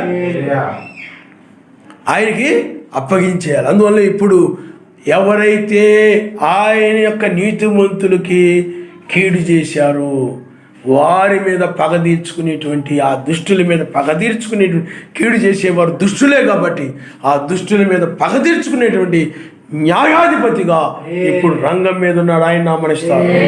హల్లెలూయా, హల్లెలూయా. కాబట్టి పిల్లారా, ఎప్పుడు ఆయన వస్తాడు పగ తీర్చుకుంటాడు అనేది కాదు. ఆయన పగ తీర్చుకోవడానికి వధువుని రక్షించి పగ తీర్చుకుంటాడు. ఆయన వధువు భూమి మీద ఉండగా ఆయన పగ తీర్చుకోడు. ఆమెను లోకంతో పాటు ఆమె నాశనం చేయడు. ఆమె రక్షించిన తర్వాతే లోకం మీద ఆయన పగ తీర్చుకుంటాడు. అందుకని పగ తీర్చుట నా పని అని చెప్పాడు ఆయన. పగ తీర్చుకున్నట నా పని, అది మీ పని కాదు. పగ తీర్చుకున్నట నా పని, అది మీ పని కాదు. అందువల్ల ఒక్కొక్కరికి లోపంలో పగుండి హృదయంలో అలానే మాట్లాడుతుంటారు. ఏం మాట్లాడకూడదో వాటిని మాట్లాడేస్తూ ఉంటారు. వాళ్ళు ఏమైనారో కూడా మర్చిపోయి అన్నిలాగా మాట్లాడేస్తుంటారు. అన్నీ కూడా ఆ నోటి మాట, కొంతమంది అంటాం అది నోరా తాటి మట్టరా అంటుంటాం. మీకు అర్థమైందా? అలాగా ఇష్టం వచ్చినట్టు మాట్లాడుతూ ఉంటారన్నమాట. వాళ్ళ మాటలు చూస్తే అన్నిలు గుర్తుకొస్తారు కానీ క్రైస్తవులు గుర్తుకురారు. వాడు దూకుడు చూసినప్పుడు అన్యులు గుర్తుకొస్తుంటారు కానీ క్రైస్తవులు గుర్తుకురారు. అంత దారుణంగా ఉంటారు. వాళ్ళు ఒకరి మీద ఒకరు పగ తీర్చుకుంటూ ఉంటారు, ఒకరి మీద ఒకరు కోపం తీర్చుకుంటూ ఉంటారు. అందుకనే మనకు ఎవరి మీద కోపం ఉండదు. ఆయనే వారి మీద కోపం కలిగి ఉంటాడు. ఆయన నామనిస్తాడు. హల్లెలూయా, హల్లెలూయా. మనకు ఎవరి మీద ఏ కోపము ఉండదు. మెసేజ్ చూడడం, ముళ్ళ కిరీటం పెట్టినా, పక్కలో బళ్ళతో పొడిచినా, లేకపోతే ఆయన కొడ దెబ్బలతో కొడుతున్నా, అసలు ఎక్కించి అన్ని చేస్తున్నా కానీ వారి మీద కనీసము ఆయన కోపము కలగలేదు. వీళ్ళు ఏం చేస్తున్నా వీళ్ళకి తెలియదు, వీళ్ళని క్షమించమన్నాడు. నీవు కూడా ఆ పగ నీలో కలగదు. నీకు అర్థమైందా? ఆయన కోప్పడ్డాడంటే వాళ్ళ పాపాన్ని బట్టి కోప్పడ్డాడే తప్ప వాళ్ళని ఆయన హింసిస్తూ ఉన్నప్పుడు, ఆయన లేనిపోయిన మాటలని నిందలని బాధిస్తూ ఉన్నప్పుడు ఏమి నోరు తెరవలేదు, ఏమి కోపం రాలేదు. ఆయన మీకు అర్థమవుతుందండి? ఏమి కోపం రాలేదు. దానియేలు కూడా అంతే. ఏమీ కోపం రాదు. నన్ను తీసుకెళ్ళిపోతారండి అని వాళ్ళ మీద ఏమి ఎదిరించలా. మీరు కరెక్ట్ అయిన వాళ్ళనా, మీరు సరైన వాళ్ళనా అని ఏమి మాట్లాడాలా. దానిని తీసుకెళ్ళి సింహాల గుల్ల పడేయరా అంటే తీసుకెళ్ళిపోతుంటే మౌనంగా ఉండిపోయింది. మౌనంగా వాళ్ళు కీడు చేస్తున్నారు కానీ ప్రతిగా ఏం కీడు చేద్దామని చూడలేదు. కీడుకు ప్రతి కీడు చేయలేదు దానియేలు. మీకు అర్థమైందా? వీళ్ళు నా మీద ఇలాగ చెప్పారా, ఈ సంగతి చెప్తాను, ఊరు మొత్తం చెప్పేస్తాను, అప్పుడు సరదా తీరిపోతుంది అంటారు చాలామంది. అయితే ఆ విధంగా చేసాడు దానియేలు, చేయలా. వీళ్ళు కొంతమంది రాజుకెళ్ళి నా గురించి ఇష్టం వచ్చినట్టు చెప్పేశారు, వదులుతానా, నా సంగతి చూపిస్తాను, వీళ్ళకి రాజుకే చెప్పారు, నేను మొత్తం చెప్పేస్తాను అని చెప్పాడా? ఈ ముగ్గురు ఈ మిగతా నా గురించి వ్యతిరేకంగా చెప్పిన వాళ్ళ మీద ఇంకా ఎక్కువగా చెప్పేస్తాను అని చెప్పాడా? చెప్పాలి. అర్థం. కీడు చేసిన వారు, కీడు మాటలు పలికిన వారికి ప్రతిగా కీడు మాటలు దానియేలు పలకడే. బాగా లోపలుంటే రగిలిపోతూ ఉంటే దానియేలు కూడా ఆ విధంగా మాట్లాడేవాడే. కానీ దానియేలు కీడు స్వభావం కలిగిన వాడు కాదు. వాళ్ళు ఎలా కీడు చేసినా కానీ ఆ పగ ఏమాత్రం, కోపం వాళ్ళ మీద ఏమాత్రం కలిగి ఉండకుండా దానియేలు వాళ్ళు ఏం చేస్తున్నారో వాళ్ళకి తెలియదు, వాళ్ళని క్షమించుకున్నాడు. అది దానియేలు. ఆ పగ ఆయన తీర్చుకున్నాడు. దానియేలుని పైకి తీసి అప్పుడు ఎవరైతే దానియేలు మీద వ్యతిరేకంగా చెప్పారో వారిని తీసుకొచ్చి వారికి సంబంధించిన వారిని తీసుకొచ్చి ఆ సింహాల గుహలో పడేసి, ఆ సింహాలు ఆ విధంగా వారిని ఎముకలతో పెట్టబెట్టబడి తినిపడేసి ఆ విధంగా సర్వశక్తిమంతుడు పగ తీర్చుకున్నాడు. ఆయన దానియేలు తీర్చుకున్నాడా? లేదు. ఆ విధంగా ఇప్పుడు మన కీడు చేసిన వారి మీద, మన మీద పగబట్టిన వారి మీద కొంతమంది ఆ కక్ష కట్టి మన గురించే ఆలోచిస్తూ, మన గురించే అలాగే ఇలా మాట్లాడుతూ, మన గురించే ఎక్కడ దొరుకుతామా ఏంటని చూస్తూ ఉండే వారిని మనం పగ తీర్చుకోం. కానీ అలాంటి వారి గురించి పగ తీర్చుకునేవాడు ఆయన నామస్తుడు. హల్లెలూయా, హల్లెలూయా. కాబట్టి పిల్లరా, అందుకని ఇప్పుడు ఆయన ఆ విధంగా వచ్చాడు. ఒకవైపు కనికరముతోనూ అలాగే ప్రతీకారం తీర్చుకోవాలని ఎవరైతే ఆ నీతిమంతులు హింసించారో, బాధించారో ఆ నీతిమంతులకు బదులుగా ఆయన ప్రతీకారం చేయవాడుగా వచ్చాడు. ఆయన నామస్తుడు. ఇప్పుడు ఆయన న్యాయాధిపతి. వీళ్ళు నిర్దోషులురా, వీళ్ళని రక్షించాలి అని చెప్పేవాడుగా ఉన్నాడు. వీళ్ళు దోషులురా, వీళ్ళని నాశనం చేయాల్సిందే అని నాశనం చేసేవాడుగా ఆయన ఉన్నాడు. న్యాయాధిపతి చేతిలో ఉంటుంది. ఎవరు దోషులో ఎవరు నిర్దోషులు చెప్పేది ఎవరు చెప్పండి? న్యాయాధిపతి. మనుషులకు వలె కాదు ఆయన. తన మాటను బట్టి, బైబిల్ను బట్టి, అనగా వాక్యమును బట్టి, కొత్త నిబంధనలో చెప్పబడిన వాక్యమును బట్టి ఆయన తీర్పు తీర్చే న్యాయాధిపతిగా ఆయన ఉన్నాడు. ఆయన నామనిస్తాను. హల్లెలూయా. ఓ దుష్టుల భుజమును విరగొట్టేవాడుగా ఉన్నాడు. తండ్రి లేని వారికి నీవు సహాయకుడు అయి ఉన్నావు. అంటే అనాథలు, నిరాధారులు అంటే ఏ ఆధారము లేనిటువంటి వారు. అంటే తండ్రి లేనివారు అంటే తండ్రే ఇంటికి ఆధారం కాబట్టి ఆ తండ్రి లేనటువంటి వారు అంటే దాని అర్థం ఏమిటంటే ఏ ఆధారం లేనటువంటి వారు, దిక్కు లేని వారు, అనాథలుగా ఉన్నటువంటి వారు, ఏ ఆధారం లేనటువంటి వారు. అంటే ఒక ధనము కానీ లేకపోతే ఈ యొక్క బంధు బలము కానీ లేకపోతే కుల బలము కానీ ఏ ఆధారము లేకుండా ఉన్నటువంటి వారు, నిరాధారములుగా ఉన్నవారు, వాళ్ళకి సర్వశక్తిమంతుడే దిక్కు. అందుకనే బైబిల్లో యెహోషాపాతు మనం చూస్తే అతనికి ఏ ఆధారం లేదు. ఆ యుద్ధ సమయంలో ఏ ఆధారం లేదు కాబట్టి ఏ దేశము వారికి ఆధారంగా లేదు. అందువల్లే సర్వశక్తిమంతుని వైపు తిరిగాడు. అందుకే ఈనాడు మనుషులకి వాళ్ళు ఈ లోకంలో ఏదో ఒక ఆధారం చేసుకుంటూ ఉంటారు. రేపు మన పిల్లలు పెళ్ళిళ్ళు అవ్వాలనుకుంటారా, మా బామ్మడితో కొడుకున్నాడు కదా, కూతురున్నాడు కదా, ఎప్పుడో కూడా అవసరం అయిపోద్దేమో, ఆడు మా అన్యుడైతే ఏమి, మా శాఖడైతే ఎవడైతే ఏమి అనుకొని ఏం చేస్తుంటారు చెప్పండి, వాళ్ళని ఆధారం చేసుకుంటూ ఉంటారు కొంతమంది. మీకు అర్థమైందా? కొంతమంది పెద్ద పెద్ద ఉద్యోగస్తులను ఆధారం చేసుకుంటూ ఉంటారు, రాజకీయ నాయకులను ఆధారం చేసుకుంటారు, లోక సంబంధమైన ఫ్రెండ్స్ని ఆధారం చేసుకుంటూ ఉంటారు. ఈ విధంగా రకరకాలుగా ఆధారం చేసుకుని ఆ ఆధారంతో కొనసాగుతూ ఉంటారు. కానీ ఆయన వధువు ఆ భూమిలో లోకం సంబంధమైన ఏ ఆధారము లేకుండా ఆమె నిరాధారముగా ఉంటుంది. ఆయన హల్లెలూయా. ఆ ఒక విధంగా చెప్పాలంటే బైబిల్లో చెప్పబడిన రీతిగా ఆ యొక్క విధవరాలు వలె ఉంటుంది అన్నమాట. ఏ ఆధారము లేదు, నిరాధారముగా ఉంది. ఆ నిరాధారముగా ఉన్నటువంటి ఆమెకు ఆయన ఇప్పుడు సహాయముగా, అలాంటి వధువుకు ఆయన సహాయంగా ఉన్నాడు. ఈనాడు మత్స్య సంఘాలు చూడండి, జనబలం ఉంది, ధనబలం ఉంది, రాజకీయ బలం ఉంది, అన్ని రకాలుగా బలము కలిగి ఉన్నాయి అవన్నీ కూడా. అందుకనే ఇంకా ఐక్యమైపోయి ఇంకా బాగా బలంగా తయారైపోతున్నాయి. వాడు పోప్ ఉన్నాడు, లేకపోతే మాకు ఆ యొక్క అమెరికా అధ్యక్షుడు ఉన్నాడు, లేకపోతే అది ఉంది ఇది ఉందని ఏదో ఒక ఆధారాన్ని చూసుకొని కొనసాగుతూ ఉన్నారు. కానీ ఆయన వధువు మాత్రము లోక సంబంధమైన వాటిని ఆధారం చేసుకోనకుండా ఆయన యొక్క ఆధారముతో ఉన్నది. అందుకని నిరాధారముతో ఉన్నది ఆయన వధువు.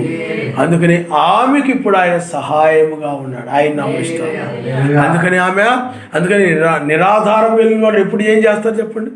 ఎల్లప్పుడూ ప్రార్థిస్తారు, ఆయన నమ్మిస్తారు. ఏదో ఒక ఆధారం ఉన్నాడు ప్రార్థన చేసుకోరు. అంత అవసరం ఏముంది అనుకుంటారు. డబ్బు ఉంది, అంత అవసరం ఏంటి? హాస్పిటల్ ఉన్నాయి, అంత అవసరం ఏంటి? లేకపోతే మా వాళ్ళందరూ ఉన్నారు, నాకు అంత అవసరం ఏంటి? నాకు పెద్ద బంధువర్గం ఉంది, మాకేం పెద్ద అవసరం, నాకు ఇంక పెద్ద అవసరం ఉంది, వాళ్ళందరూ ఉన్నారు కదా నాకు. నేను ఏదో వచ్చినా, ఏదైనా ఇబ్బందులు వచ్చినా, కష్టాలు వచ్చినా, సమస్యలు వచ్చినా, ఏదైనా వచ్చినా అన్నీ పరిగెత్తి వాళ్ళు మా బంధువులందరూ చేసేస్తారు, నాకేం పర్వాలేదు. ఇప్పుడు పోగొట్టుకుంటే ఎలాగా? వాక్యం పోతే పోయింది, ప్రార్థన పోతే పోయింది, వాళ్ళు రమ్మని చాటుకి వెళ్తుంటాను, వాళ్ళ పండుగల్లో పాల్గొంటాను, దినాల్లో పాల్గొంటాను, లేకపోతే వాళ్ళ కార్యాల్లో పాల్గొంటాను, గోతులోకి వెళ్ళిపోతాను, నరకమైన గోతులోకి వెళ్ళిపోతాను. వాళ్ళని ఆధారం చేసుకుంటే ఏమైపోతుంది చెప్పండి? నరకానికి తులసివేయబడతాం. నువ్వు ఆయన్ని ఆధారం చేసి, ఎందుకంటే ఆయనే సహాయకుడు. ఓ దానియేలు నిరాధారుడైపోయాడు. రాజు ఆధారం, రాజు ఏం చేయలేకపోతున్నాడు. రాజుకి దానియేలు అంటే భ్రమే. రాజు ఏం చేయలేకపోతున్నాడు, ఆ చట్టం అలాంటిది. అక్కడ ఎవరు ఆధారంగా లేరు. దానియేలు తీసుకెళ్ళి సింహాల గుహలో పడేస్తుంటే ఎవడో మాట్లాడలేదు. ఎవరు మీరు చేసి తప్పురా, అలా ఎందుకు చేస్తున్నారా, దానియేలు ఆ విధంగా చేయకుండా అని ఎవడో మాట్లాడలా. నిరాధారంగా ఉన్నాడు, తీసుకెళ్ళి సింహాల గుహలో పడేశారు. నిరాధారం కలిగిన వ్యక్తికి ఎవరు సహాయం చేశారు చెప్పండి? ఆయన అందువల్ల నేను నిరాధారంగా ఉన్నాను, నాకెవరు లేరు, వాళ్ళు లేరు, వీళ్ళు లేరు నువ్వు అనుకోవచ్చు. కానీ ఆయన ఆధారంగా ఉన్నాడు. దానియేలును చూడు, వాళ్ళని అందుకే మనకు బైబిల్లో ఉంచాడు. అప్పుడులాగే ఇప్పుడు కూడా నేను చేయగలను చెప్పడం కోసమే వాళ్ళని ఆ విధంగా ఆ స్థితిలో నీకోసమే ఉంచాడు ఆయన. వాళ్ళు కూడా నిరాధారముగానే ఉన్నారు. ముగ్గురు యూదులు కానీ అక్కడ నిరాధారంగానే ఉన్నారు. నీవు కూడా నిరాధారముగా, అంటే నీవు వాక్యం కోసం నిలబడినప్పుడు నిన్ను వదిలిపెట్టి వెళ్ళిపోతారు. వాక్యం కోసం నిలబడినప్పుడు ఆ వాక్యం కోసం నిలబడినప్పుడు ఆ వాక్యాన్ని ప్రేమించిన వారందరూ కూడా నిన్ను వదిలిపెట్టి వెళ్ళిపోతారు. అదే లోకం నిన్ను వదిలిపెట్టి వెళ్ళిపోవడం. ఈ బంధువులు నిన్ను వదిలిపెట్టి వెళ్ళిపోతారు. నీ యొక్క కుటుంబంలోని వారు కూడా నిన్ను వదిలిపెడతారు. అలాంటి పరిస్థితి వస్తాయి. అలాంటి ఏ ఆధారం లేని స్థితి వచ్చేస్తాయి. ఏలియా పరిస్థితి బైబిల్లో ఎవరైనా మీరు చూడండి, లోకం వదిలిపెట్టి వెళ్ళిపోయింది. నీవైనట్లయితే లోకం నిన్ను వదిలిపెట్టట్లా, నీవే లోకం దగ్గరికి వెళ్ళిపోతావు. ఆ ఊరు ఈ ఊరు ఏదో ఒక ఊరు లోకమంతా కావాలనుకొని నువ్వు వెళ్ళిపోతున్నావు. కానీ అది లోకము నిన్ను వదిలిపెట్టదు. నీకు లోకము కావాలి, ఆయన కావాలి. అందుకని వాళ్ళని సంతోషపరుస్తూ ఉంటావు, ఆయన సంతోషపడుతున్నా అనుకుంటున్నావు, కానీ ఆయనేం ఆ విధంగా ఉన్నాడు. ఆయన నామనిస్తాడు. హల్లెలూయా, హల్లెలూయా. కాబట్టి పిల్లరా ఆలోచన చేయండి. చెడ్డవారి దుష్టత్వము ఏమీ కనబడకపో వరకు దాని గురించి విచారణ చేయము. ప్రియులారా, లోకం మరి ఎన్నడూ కనబడకుండా ఆయన నాశనం చేస్తాడు. అందుకనే మనం ఈ చివరి టైంలో న్యాయాధిపతి కాలంలో మనం ఉన్నాము. మూడో ప్రపంచ యుద్ధం రాబోతూ ఉంది. కొద్దిమంది పాపులు మాత్రమే భూమి మీద ఉంటారు.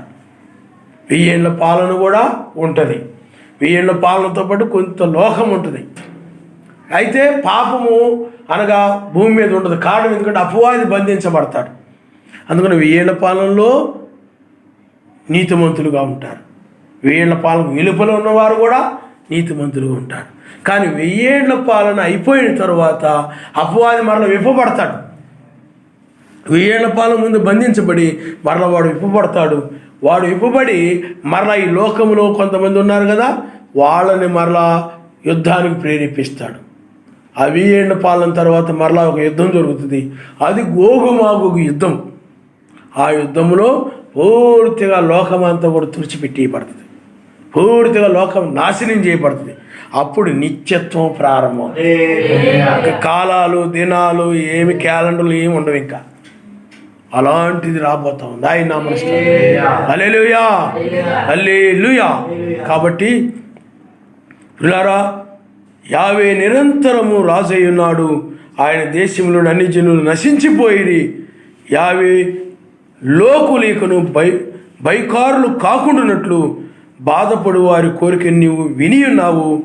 తండ్రి లేని వారికిని నలిగిన వారికిని న్యాయము తీర్చుటకై నీవు వారి హృదయమును స్థిరపరిచితివి, చెవియొగ్గి ఆలకించితివి. ఆయన నామమున హల్లెలూయా.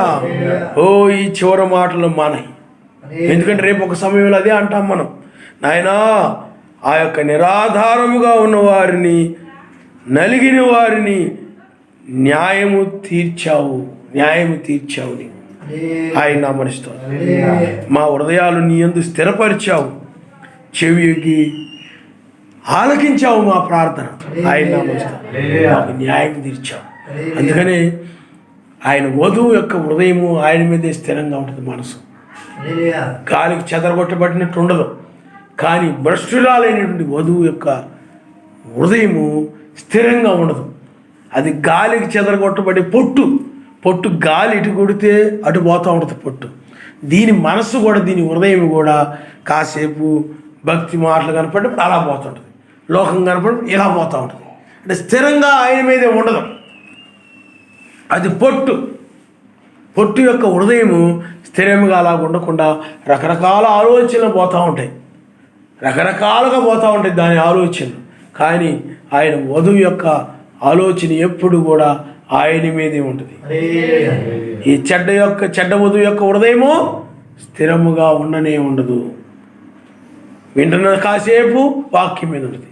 ఆ ఆరాధన అయిపోయిన తర్వాత మరో లోకం మీద పోతుంది. లోక సంబంధం వాడి మీద పోయి లోకంలో ఎక్కడ రమ్మంటే అక్కడికి వెళ్ళిపోవడం, ఏది చేయమంటే అది చేయడం, ఇంకా సాతాను బట్టి నడవడం. మరలా ఇక్కడికి వచ్చేటప్పటికి మామూలుగా వాక్యం వినడం. అది కాదు. నీ హృదయం ఎల్లప్పుడు కూడా ఆయన మీదే నిలవాలి, స్థిరముగా ఉండాలి. ఆయన నామమున హల్లెలూయా.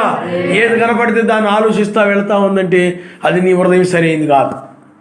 ఆయన గురించే ఆలోచించు. ఆయన గురించే హృదయం నిండిన దాన్ని బట్టి నోరు మాట్లాడుతూ ఉంటుంది. నీ హృదయంలో వాక్యం నిండి ఉన్నప్పుడు, వాక్యముతో ఉన్నప్పుడు ఆయన గురించి నువ్వు మాట్లాడతావు. అర్థమైందా? అలాగే లోక విషయాలు ఉన్నాయనుకోండి, ఆ లోక సంబంధం విషయాలన్నీ నీ హృదయంలో ఉన్నాయనుకోండి, చాలా చక్కగా లోక సంబంధం వాటిని చాలా చక్కగా మాట్లాడేస్తుంటాం. చాలా నీ బంధువుల దగ్గరికి వెళ్ళినప్పుడు, వాళ్ళ దగ్గరికి వెళ్ళినప్పుడు, వీళ్ళ దగ్గరికి వెళ్ళినప్పుడు చాలా చక్కగా ఆ మాటలు ఈ మాటలు లోక విషయాలన్నీ కూడా, అప్పుడు సంఘటనలు, ఇప్పుడు విషయాలు, అప్పుడు విషయాలు దంచి పడేస్తుంటాం అనమాట. కానీ వాక్యం దగ్గరికి వచ్చేసరికి వాక్యాన్ని మర్చిపోతుంటాం. కాబట్టి పిల్లారా, ఆలోచించేయండి. వాక్యమును మనం ఎప్పుడు కూడా హృదయంలో భద్రపరచుకోవాలి. నీ హృదయంలో వాక్యము నిలిచి ఉండాలి. ఆయన నామమున హల్లెలూయా. తల వంచుకోండి, ప్రార్థన చేసుకుందాం. సర్వశక్తిమంతుని ఎడల భయం లేని దుష్టులు ఏ విధంగా ఉంటారు మనం చూస్తున్నాం. వాళ్ళ హృదయము ఆయన మీద నిలబడదు. దుష్టుల హృదయం ఎప్పుడు కూడా, వాళ్ళ హృదయం ఎప్పుడు కూడా లోకం మీద లాగుతూ ఉంటుంది, వాళ్ళు ఆకర్షిస్తూ ఉంటుంది. అందుకనే వాళ్ళు వాక్యం మీద నిలబడలేరు, ఉండలేరు. లోకాన్ని విడిచి ఉండలేరు, బంధువులు విడిచి ఉండలేరు.